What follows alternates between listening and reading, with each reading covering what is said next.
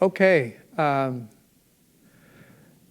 been asked some about how I'm miking the kit and what I'm using, so I'm going to break that down. On another video, I'll take you into the control room and talk more about the signal path and processing, but there's not a ton of processing going on. It's all about getting mic placement and phase, getting that right, and then the right amount of EQ and compression in the right places, and that's what you're hearing. So what I'm going to do is, best I can as I go through each thing, I'll try to solo each instrument up and let you hear what's happening with it. So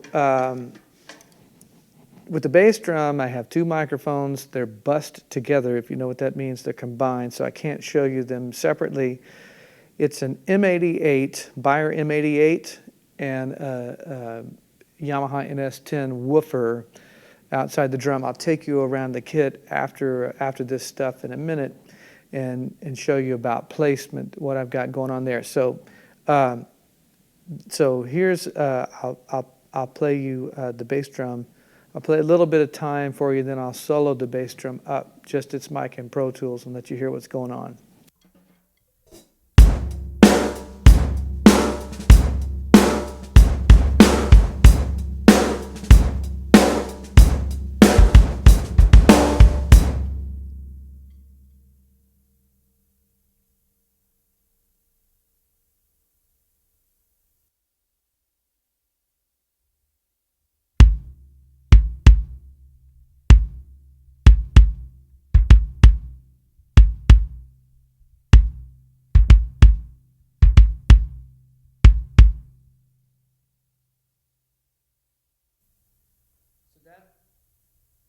That's the bass drum. The snare drum, I have a Sennheiser 201E, I think. And then on the bottom, there's one of these, Electro Voice CS15, which is a condenser made in the 70s that I just happen to know from growing up with them with my dad's studio.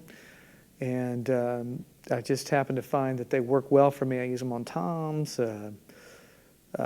bottom snare. They're great on electric guitar cabinets. They're an interesting mic from that era. So I'll solo you up the snare. I'll play a bit and then I'll just solo. This I do have separately. A lot of times I bust them together, but it is the top and bottom separately. So I'll show you what's going on there.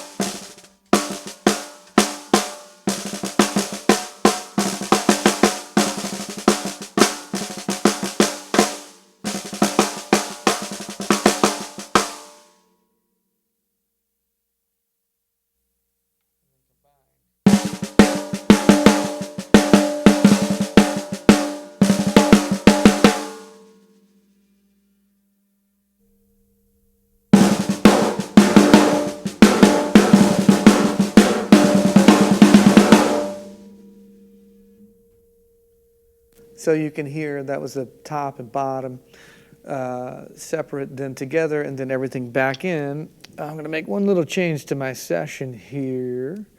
And now TalkBack should maybe not, I don't know if it'll solo isolate. We'll see. Hi-hat I would look at next. That's this Sony ECM33, which is, I mean, if you can even find them, they're kind of, probably got thrown away mostly over the years, but I just grabbed it one time, threw it up here, and it's, I mean, I don't know. It just works for what I'm looking for with the hi-hat. I'm recording it flat. Sometimes I EQ dramatically on the back end in a mix or something, but this should be flat.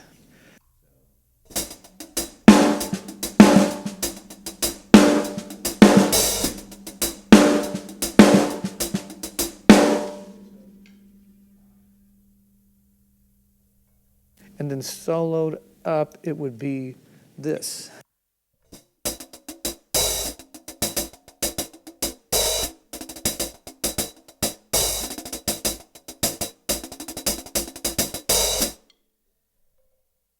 The other thing is in placement here, I'll get back to. On the hi-hat, I find that this range of the cymbal, and I've seen guys mic it 1,000 different ways, and that's all fine, but for what I want off the cymbals, this area range right here between the bell and the edge, it tends to capture the cymbal the way I hear it, you know? And so that's what that placement's about. With the snare drum, I'm kind of right at the edge of the rim here, and then depending on how much low frequency fundamental I want from the drum, I move in or out. You know, usually I don't come very far in because the way I'm hitting and tuning, there's a pretty good fundamental note there. So if anything, I get farther away more times than not. The bottom side snare mic it's maybe 6 inches off the drum. I don't get real close with that. So that's what you were hearing there. That's kick, snare, hi-hat. I would say the next most fundamentally important microphone for my sound that you're hearing is this mono room mic that's across the room. And I'll solo that up for you and let you hear what that thing's doing. That's the one microphone that I actually limit on the way in, and everything else is on the post side of things, but that mic is always getting slammed the way you're about to hear it. This will be everything, then I'll solo that. I still had the hi-hat soloed. Here we go.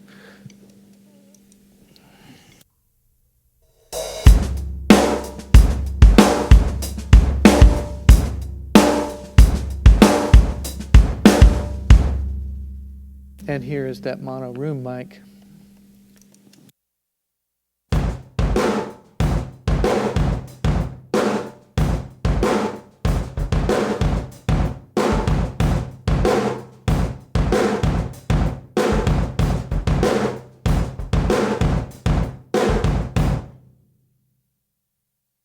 So that's what that does. Now I'll show you how important it is to my bass drum sound. This is kick and that mic solo.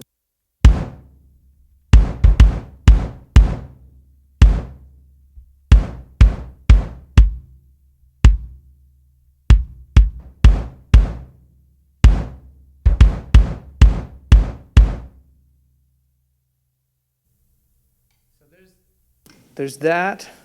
It's also a big part of the snare sound, but I obviously have an expander on it. And depending on what I want to do with it, you get that kind of effect a lot of times with it, but I might get a little more open with the way that's grabbing. For the overheads, I have two pairs. I have more of a standard placed KM86s, Neumann's. They're in cardioid pattern, and they're gold capsuled, and I like the way they sound. The drums don't really have a center, something's going to be off-centered. It's the way you sit the snare drums to the left. When I'm setting things up, this is more about sort of balancing inside the kit distance-wise, here, left, right, and then I just set the gains till the snare drum's in the middle. And if the bass drum is off to the right a little bit, it's less discernible once the direct signal of the bass drum is in there. You feel that less than if you if you try to make this bass drum the center of the overhead. So you're going to feel the snare drum much more distinctly off to the left or right, depending on which way you're setting up. But yeah, so I'll play a bit and then I'll solo you up the KM86s.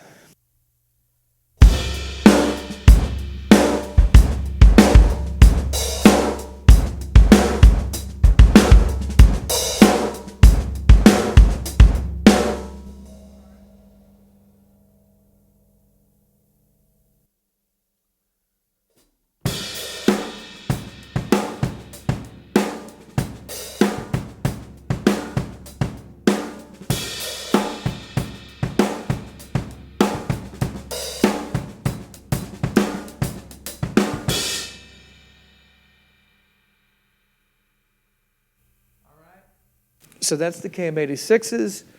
Then I have Glenn Johns, Coles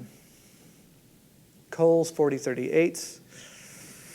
I think they're about 34 inches off the snare drum. I come in as far this way as I can into the kit to kind of balance what that one mic is catching between the rack tom, the crash there, and the hi-hat and snare. It's really, for me, a big part of the snare sound. The right side of those is equidistant, and that just sort of gets placed based on what I have set up on the right side of the kit, trying to balance between the two floor toms, whatever you will. So now I will play you a bit and let you hear those. Now that is the other component that I actually go ahead and do some limiting. I commit to that going in, because just these microphones, I'm always doing that. And then typically I have them blended when I'm working with tape the way I like to. All these things get bussed. So the way you would hear these two things separate are actually one source that I end up committing to. But this way I just can have a little flexibility. But I like to make decisions and stick with it. So here comes, I'll play a bit again, and then I'll isolate the Glenn Johns.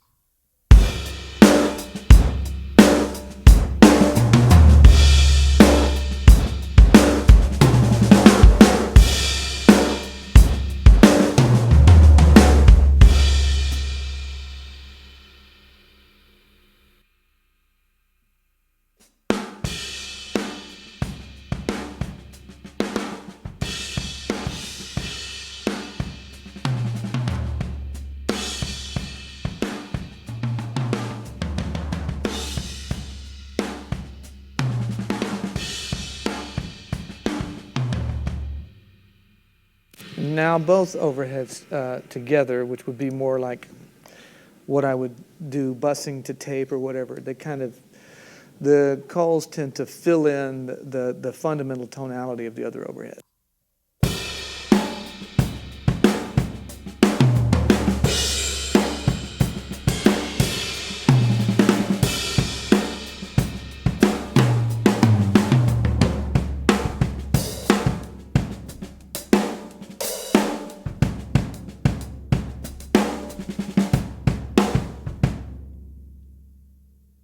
All right, and then lastly would be the room mics across the room, my FAR mics.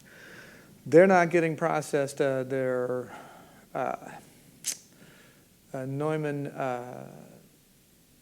M563s with M55 capsules. I think there's M50. I know it's 55. Omni.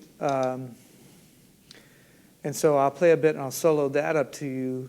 There is no limiting or anything on those.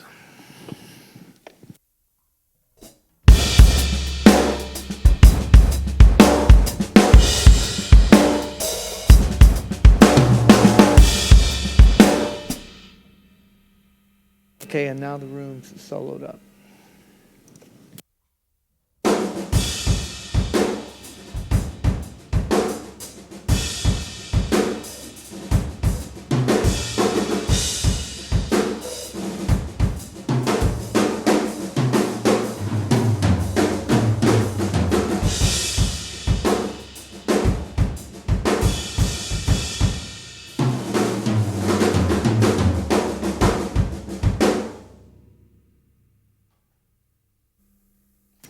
So basically, that's it. I'll take you in the control room in another video and give you an idea of what all's happening in there.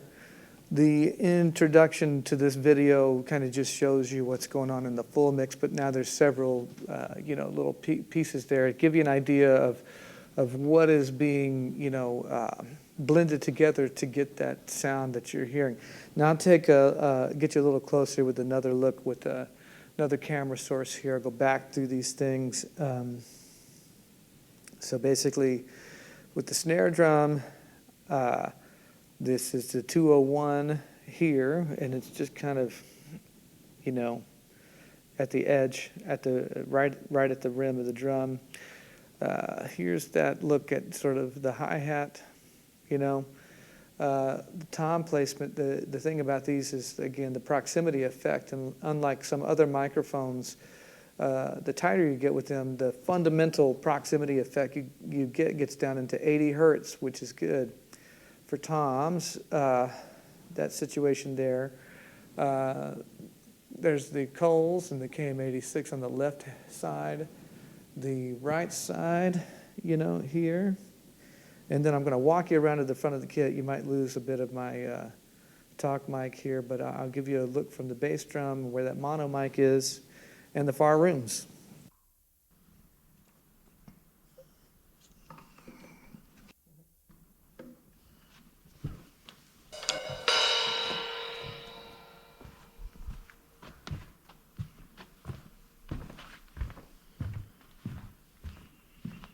So here's the bass drum. I've got, you know, it's just inside, it's beyond the hole. Sometimes I go farther in. My battery's about to give out on me here, so I'm going to speed this up, I think. That's how I've got the NS10. Here's that M582. That's sort of the plane that it's on. You can see it's kind of splitting the kick and snare. And then these are the 563s over there as well, kind of pointed back at the snare drum. And probably across the room here, I think they're about 20 feet off the drums. And that is it. So, yeah. You know, just a look from behind the kit here. Give you an idea.